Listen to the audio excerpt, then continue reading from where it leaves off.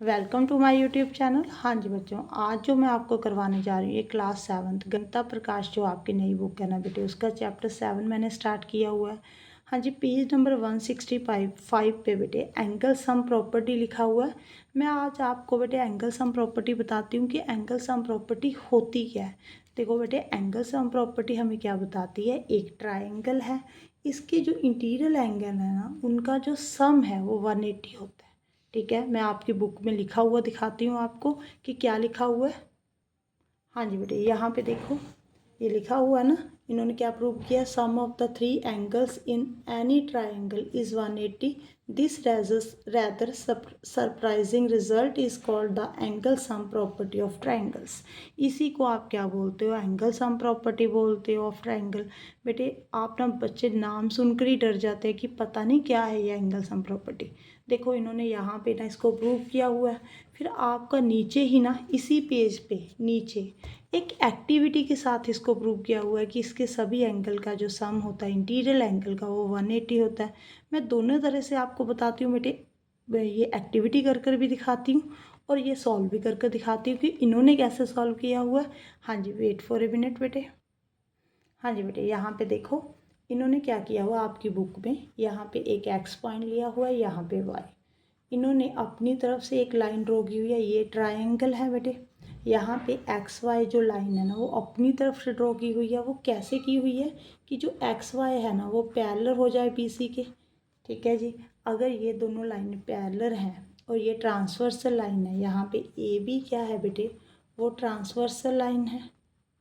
Okay, आपने chapter 5 पढ़ कर आए हो बेटे, वहाँ पे पढ़ा हुआ है अगर ये दोनों लाइनें पैरेलल हैं, ये ट्रांसवर्सल है तो ये जेड बना रहा है बेटे। तो ये वाला एंगल, ये वाला एंगल और ये वाला एंगल, ये दोनों इक्वल होंगे, 1 इज इक्वल टू 2 होगा। ठीक है जी, इसी तरह से अगर बेटे ये दोनों लाइनें पैरेलल हैं, ये ट्रांसवर्सल लाइन है, तो ये दोनों एंगल भी इक्वल होंगे। ये 3 है, ये 4 होगा। ठीक है, इसको 3 मान लो, इसको 4। ठीक है जी, इसको 5 मान लो, एक मिनट। ठीक है, 3 और 4 भी इक्वल होगा।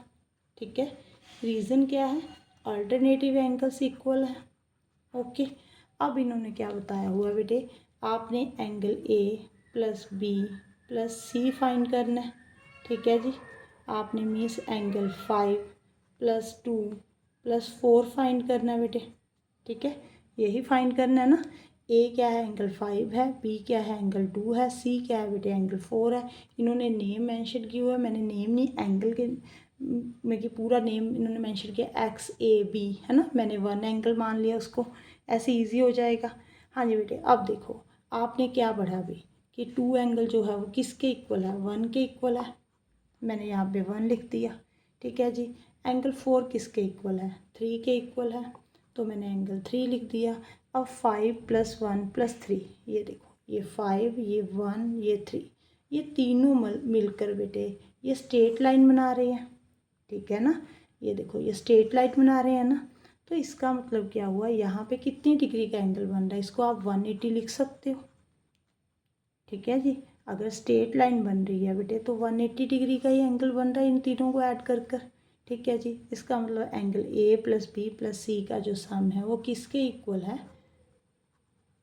180 के। क्लियर है बेटे, इन्होंने देखो एक तो ऐसे प्रूव किया हुआ है, एक की हुई है एक्टिविटी। एक्टिविटी मैं अभी कर कर दिखाती हूँ, आप ध्यान से समझना बेटे। ये देखो, ये मैंने एक ट्राइंगल ले ली मैंने। ठीक है जी, ये एंगल ए है, ये बी है, ये सी है।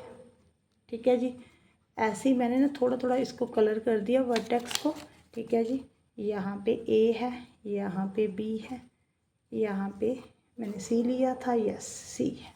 अब इन्होंने पता क्या किया है, देखो बेटे ऐसे फोल्ड करना है, पहले एंगल ए नीचे आ गया यहाँ पे।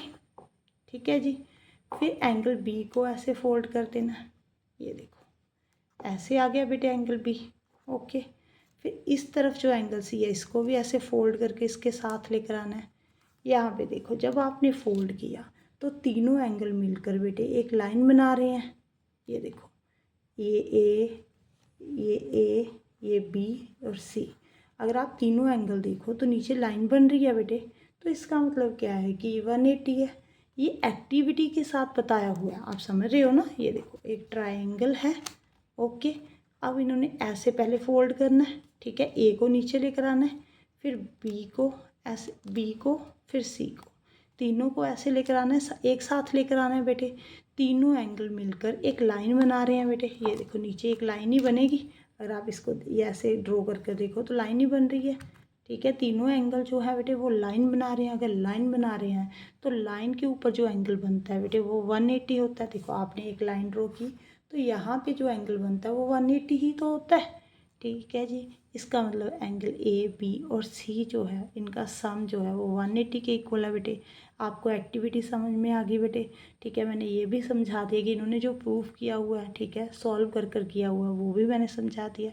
अगर वीडियो अच्छी लगी तो वीडियो को लाइक करना और चैनल को सब्सक्राइब जरूर कर देना बेटे। Thank you for watching.